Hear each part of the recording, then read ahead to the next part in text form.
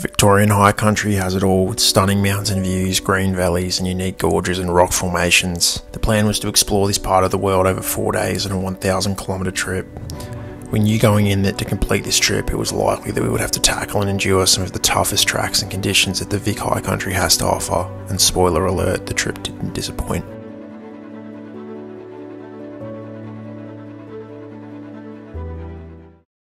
There was an early start from Dinner Plains that day for a quick stint on the highway to get to Omeo. From there we headed north, where the weather turned sunny, which really set the vibe for the day.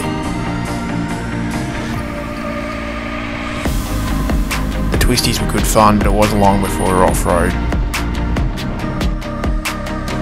The farmland pretty quickly turned into mountain ranges, where we were well on our way to the Davies Plain track.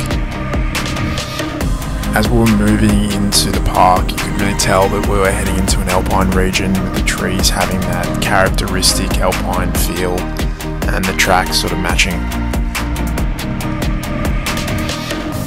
We'd made it onto the Davies Plain track, which overall was pretty straightforward. There was one sort of tricky hill, which you can see here, but the rest of it was just a real sort of fun, flowy alpine track.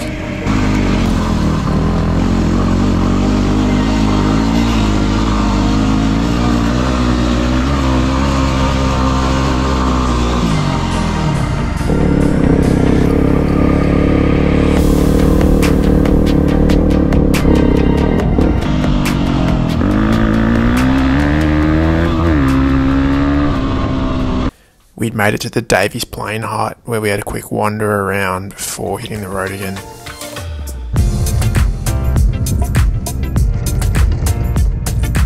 We continued heading north on the Davies Plain track towards Tom Grogan, and the tracks started to change a bit. You sort of come across these little creek crossings and open plains, and it was a real sort of good change just to keep things interesting.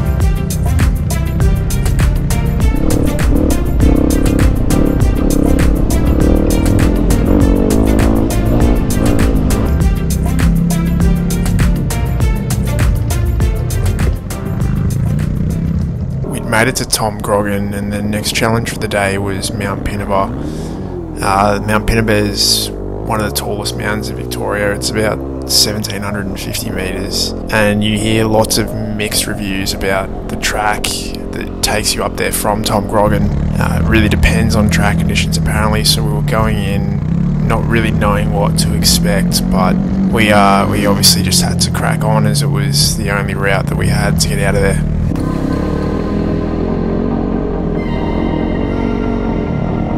The first hill climb was anything to go by. It looked like the tracks were pretty torn up, and we were definitely going to have our work cut out for us on this one.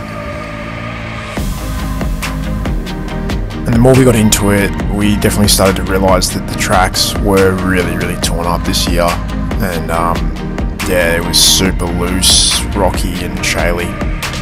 There's times when you're riding and you sort of come across a hill that you just look at and you pretty much immediately know that it's going to take some serious effort to get up. And this hill here was one of those. It was super steep.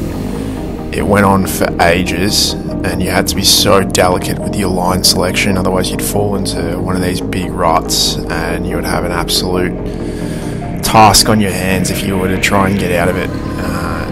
So yeah, this was probably one of the biggest challenges on this track.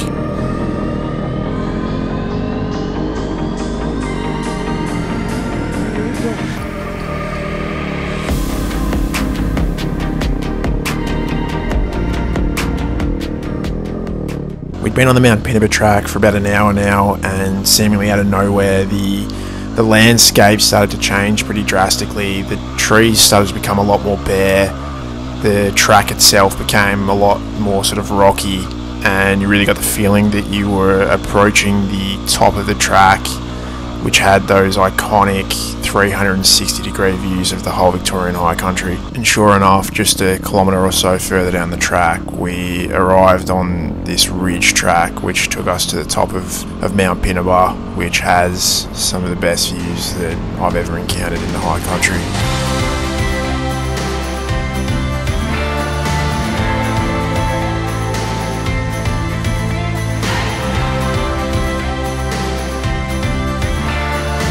There aren't too many places that have views as good as those on the top of Mount Pinnibar. What really made it special were these ridge tracks that basically went on for as far as the eye could see, pretty much going up every single mountain in the area. The other impressive thing was the sheer number of mountains that were almost just as high as Mount Pinnibar. One of those was Mount Gibbo, and that was our next destination for the day.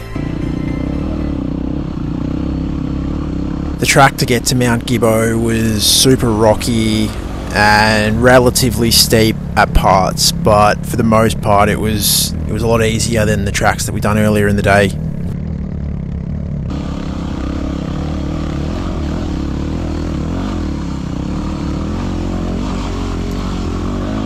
The only real challenge was the very last hill just before the top of Mount Gibbo, where you had this sort of rock feature on an incredibly steep hill, and you had a few lines to pick from, all with their own sort of challenges, and the old man sort of struggled up this one, but we were able to get the bikes up.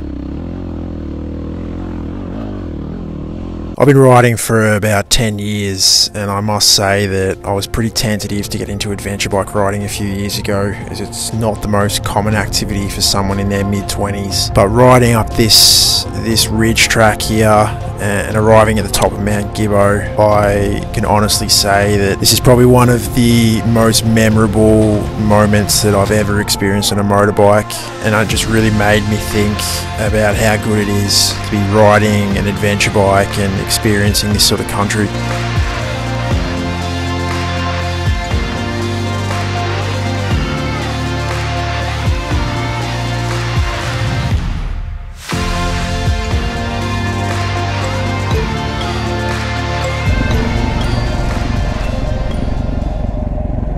We were pretty much in the middle of nowhere, and we still had a fair trek to go to get back to Dinner Plains that night.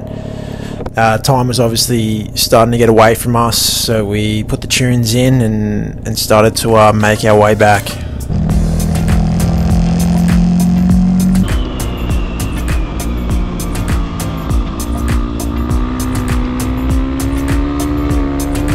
We were travelling along a pretty uneventful dirt back road, which had no purpose really other than to get us back to Omeo, and out of nowhere we arrived on this little section of the road where there was this massive rock feature that stood right in front of us, and the sun was hitting it at a perfect angle, and it was a really sort of unexpected, pleasant surprise that really took us back.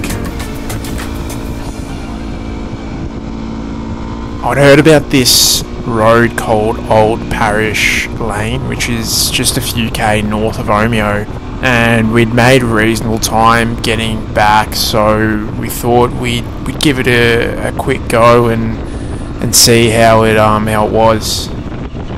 It was a pretty cloudy afternoon on the whole, but just as we arrived on Parish Boundary Lane, the sun came out of the clouds and covered the entire landscape in this golden glow, which was really, really picturesque, and it was a pretty incredible way to finish the dirt portion of the trip.